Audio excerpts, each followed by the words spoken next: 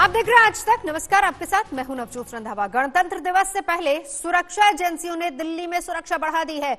अभी से राजधानी में चप्पे चप्पे पर जवानों की तैनाती कर दी गई है। सुरक्षा एजेंसियों ने कई जगहों पर आतंकियों के पोस्टर भी लगाए हैं। इनमें कई खालिस्तानी आतंकी हैं तो कुछ आतंकी संगठन इंडियन मुजाहिदीन और पाकिस्तानी आतंकियों के चेहरे भी इसमें शामिल हैं।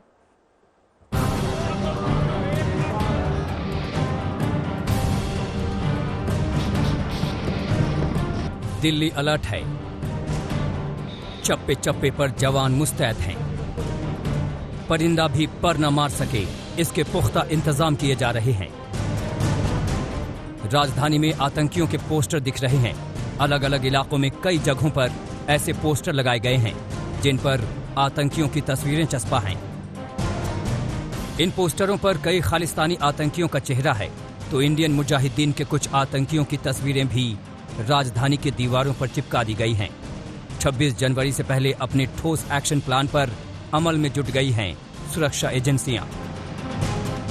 दिल्ली पुलिस के पोस्टर में Sikh for justice, Khalistan Zindabad force, Khalistan commando force, Khalistan liberation force, Babbar Khalsa international से जुड़े आतंकियों की तस्वीरें हैं। आतंकवादी जिनकी दिल्ली पुलिस को तलाश है, Ranjit Singh Khalistan Zindabad force, Paramjit Singh Khalistan commando force, Pritam Singh Khalistan, Lakhbir Singh Rode, ये भी खालिस्तानी आतंकी हैं। ऐसे आतंकियों के पोस्टर दिल्ली के कनॉट प्लेस के अलग अलग इलाकों में दिल्ली पुलिस ने लगाए हैं। यूं तो 26 जनवरी के मौके पर हमेशा से दिल्ली में आतंकी खतरे का अलर्ट होता है, लेकिन इस बार एक अलर्ट और है, वो है 26 जनवरी के मौके पर किसानों ने ट्रैक्टर मार्च का ऐलान किया। इसको देखते हुए सुरक्षा व्यवस्था और बेहद पुख्ता कर दी गई है। कोरोना संक्रमण के खतरे को देखते हुए इस बार गणतंत्र दिवस के राजकीय परेड में भी सावधानी बरती जा रही है। उसमें शामिल होने वाले लोगों की संख्या सिर्फ 25,000 कर दी गई है। परेड के दौरान एंट्री सिर्फ पास या टिकट से होगी। 15 साल से छोटे बच्चे या 65 साल से ज्यादा उम्र के बुजुर्गों को कार्यक्रम में शामिल होने की इजाजत नहीं होगी। राजपथ पर उस परेड के लिए तैयारी भी शुरू हो गई है। इन सब के बीच सुरक्षा एजेंसियों के सामने असल चुनौती किसी भी खतरे को टालना है। यूं तो 26 जनवरी के पहले आतंकी हमले का अलर्ट होता ही है, लेकिन इस बार 26 जनवरी को किसानों ने ट्रैक्टर मार्च का ऐलान भी किया है। ऐसे में दिल्ली पुलिस पूरी तरह से मुस्तैद है।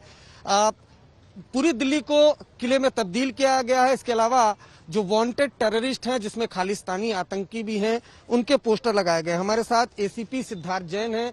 सर, ये पोस्टर किन किन आतंकवादियों के, किन किन संगठनों के लगाए गए? ये जो पोस्टर्स हमने लगाए हैं ये अलग अलग आतंकवादी संगठन जैसे al Qaeda, Babbar Khalsa, Sikh for justice group, इस तरह के ऑर्गेनाइजेशन जो इस राष्ट्रीय पर्व में नुकसान पहुंचा सकते हैं, बाधा पहुंचा सकते हैं, उन लोगों के हमने लगाए हैं।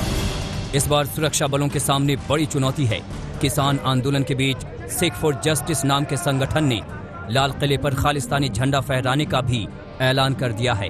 संगठन ने $2.5 लाख के इनाम की घोषणा भी कर दी है। उसे लेकर सुरक्षा बल मुस्तैद हैं। किसानों और किसान आंदोलन को बदनाम करने वालों को जोर का झटका दिया जा सके। अरविंद ओझा, दिल्ली आज तक। तो सुरक्षा व्यवस्था कड़ी कर दी गई है। दिल्ली की कनॉट प्लेस की बात करें तो वहां पर भी सुरक्षा इंतजाम सख्त हैं। किस तरह की तैयारियां वहां पर हैं, बता रहे हैं आज तक संवाददाता अरविंद ओझा। दिल्ली में आतंकी खतरे का अलर्ट होता है, लेकिन इस बार एक अलर्ट और है, वो है 26 जनवरी के मौके पर किसानों ने ट्रैक्टर मार्च का ऐलान किया। इसको देखते हुए सुरक्षा व्यवस्था और बेहद पुख्ता कर दी गई है। अगर मेट्रो स्टेशन की बात करें तो यहाँ आप देख पा रहे हैं जो सीआईएसएफ के जवान हैं वो तैनात हैं।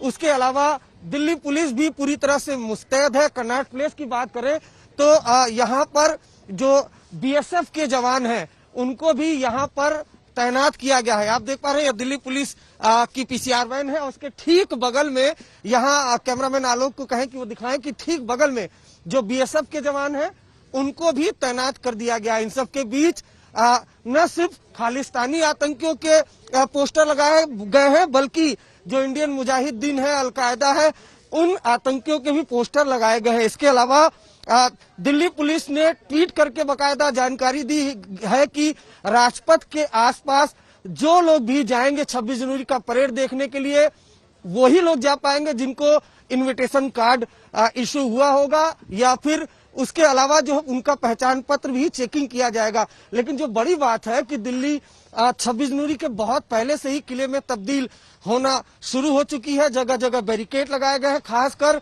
दिल्ली के जितने भी बॉर्डर होंगे वहां पर 26 जनवरी को जब कोई एंट्री करेगा तो बकायदा उसका पहचान पत्र भी चेक किया जाएगा। बहुत सघन चेकिंग होगी, क्योंकि एक तो आतंकी हमले का अलर्ट है, दूसरी तरफ दिल्ली पुलिस के लिए जो परेशानी यह है कि 26 जनवरी को किसानों ने बकायदा ट्रैक्टर मार्च का ऐलान किया है। उनका कहना है कि वो दिल्ली की तरफ कूच भी करेंगे। इन सब के बीच जो फरार आतंकी हैं उनके पोस्टर भी जगह जगह दिल्ली के अलग अलग इलाकों में लगा दिए गए हैं। सुरक्षा व्यवस्था अगर आप देखें तो कनॉट प्लेस में दिल्ली पुलिस के अलावा बीएसएफ के जो जवान हैं वो भी यहाँ पर तैनात कर दिए गए हैं। कैमरामैन आलोक के साथ अरविंद ओझा। पुख्ता कर दी गई है सुरक्षा व्यवस्था। आतंकी अलर्ट के मद्देनजर तमाम तैयारियां पूरी हैं। दिल्ली पुलिस ने भी कमर कस ली है और इसी मुद्दे पर एसीपी सिद्धार्थ जैन से बात की आज तक संवाददाता अरविंद ओझा ने। सवाल मेरा ये है कि किसान आंदोलन ट्रैक्टर मार्च किया गया है, क्या जो रिपब्लिक डे परेड है उसको लेकर भी आपने कोई गाइडलाइन? इस बार कोरोना महामारी को देखते हुए हमने रिपब्लिक डे परेड के लिए स्पेसिफिक कुछ गाइडलाइंस निकाली हैं। उसमें से कुछ गाइडलाइंस ये हैं कि इस बार विजिटर्स की संख्या हमने कम करी है, रिड्यूस करी है, जो करीब 25,000 के अराउंड रहेगी। दूसरा, हमने जनता से अपील करी है कि 15 साल से छोटे बच्चे और 65 साल से बड़े बुजुर्ग इनको ना लेके आए, इनको हमने अलाउ नहीं किया है कोरोना में ध्यान रखते हुए। तीसरा, फोटो आईडी कार्ड अपने साथ कैरी करें आप जब भी यहाँ फंक्शन में, ताकि आपका पॉजिटिव वेरिफिकेशन हो सके। एंड जब भी आप अपने एनक्लोजर में बैठे या आपकी चेकिंग फ्रिस्किंग हो तो आप सोशल डिस्टेंसिंग को मेंटेन करें, मास्क पहने रहें और फैमिली अपने हैंड सैनिटाइज करते रहें। बिना पास के किसी को एंट्री नहीं होगी रिपब्लिक डे परेड में? बिल्कुल। और उसके आसपास का एरिया है क्या 26 जनवरी के दिन जैसे हम इस वक्त कनॉट प्लेस में खड़े हैं, और जगहों पर भी चेकिंग पास की हो सकती है किसी के आइडेंटिटी कार्ड की? बिल्कुल चेकिंग हो सकती है। जो भी व्यक्ति न्यू दिल्ली एरिया के आसपास घूम रहा है या फिर वहाँ पे प्रेजेंट है तो हम रैंडमली उनकी भी चेकिंग कर सकते हैं, इंटेलिजेंस इनपुट को ध्यान में रखते हुए। किस तरह के इंटेलिजेंस इनपुट? जो मैंने आपको बता दिया है कि कई आतंकवादी संगठनों ने का इनपुट्स है कि वो इस त्योहार को बाधा डालने की कोशिश कर सकते हैं, तो उनको इनपुट्स को मद्देनजर रखते हुए हमने अपनी सख्ती बढ़ा दी है। शुक्रिया हमसे बात करने के लिए एसीपी सिद्धार्थ जैन, जिनका कहना है कि इंटेलिजेंस इनपुट्स है कि कुछ आतंकी संगठन वो जो रिपब्लिक डे का फंक्शन है उसको निशाना बना सकते हैं, इसलिए सुरक्षा व्यवस्था बेहद पुख्ता कर दी गई है। रिपब्लिक डे परेड में जो भी व्यक्ति आएंगे वो अपने साथ पहचान पत्र लेकर आएंगे। उसके अलावा जो दर्शक हैं, जो स्पेक्टेटर्स हैं, उनकी भी संख्या लिमिट्स कर दी गई है। कैमरामैन आलोक दास के साथ अरविंद ओझा, दिल्ली आज तक। तो तैयारियां पूरी हैं, कुछ गाइडलाइंस भी साथ ही साथ जारी की गई हैं, अरविंद ओझा बता रहे थे हमें। और अब बात खालिस्तानी फंडिंग को लेकर कर लेते हैं, क्योंकि जांच वहां पर शुरू हो गई है, पड़ताल शुरू हो गई है। एनआईए ने जांच अपनी तेज की है। कई खालिस्तानी संगठन रडार पर है जिन पर विदेशों से एनजीओ को फंडिंग करने का आरोप है। एनआईए ने करीब 40 लोगों को समन भेजा है, जिसे लेकर किसान संगठन अब सवाल भी उठा रहे हैं।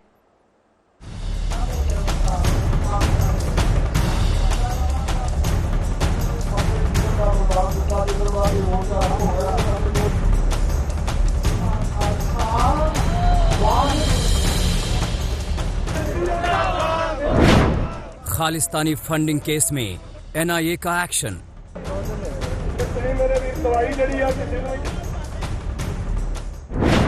फंडिंग की जांच पर किसान नेताओं के सवाल।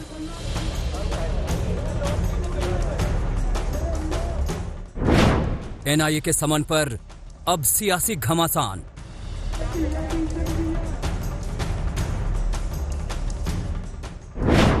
किसान संगठनों का मोर्चा उठाएंगे मुद्दा।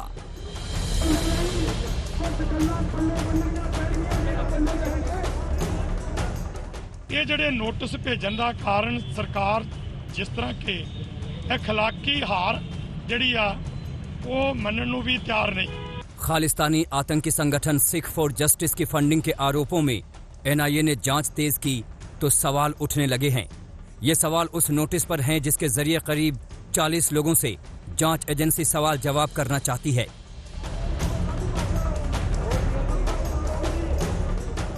एनआईए ने 40 लोगों को नोटिस भेजा है। उनमें से कई चेहरे किसान आंदोलन से भी जुड़े हैं। जो इसमें लंगर लगाएगा उसको एनआईए के नोटिस, जो ट्रांसपोर्ट गाड़ी से यहाँ किसानों को लेके आएगा छोड़ के जाएगा उसको एनआईए के नोटिस, जो किसान इसमें थोड़ी सी सरकार को सख्त भाषा में बोलते हैं उनको एनआईए का नोटिस। तो सरकार इतनी कमजोर दुर्बल कहाँ से होगी? एनआईए की लिस्ट में पंजाबी एक्टर दीप सिद्धू और उनके भाई का नाम है। उनमें से एक नाम किसान नेता बलदेव सिंह सिरसा का भी है, जिन्हें आज बतौर गवाह एनआईए के सामने पूछताछ के लिए पेश होने का नोटिस है। लेकिन जानकारी के मुताबिक उन्होंने निजी वजह और स्वास्थ्य का हवाला देकर पेश नहीं होने का फैसला किया है। 50 दिन हो चुके हैं फार्मर एजिटेशन को, लेकिन इसमें अब एनआईए भी आ पड़ा है, क्योंकि एनआईए ने तकरीबन 40 ऐसे लोगों को बुलाया है। कई उनमें से ऐसे हैं जो कि फार्मर एजिटेशन का हिस्सा हैं। फिलहाल किसान का कहना है कि ये केंद्र की एक चाल है ताकि लोगों को डिस्ट्रैक्ट किया जा सके, उनको दबाया जा सके।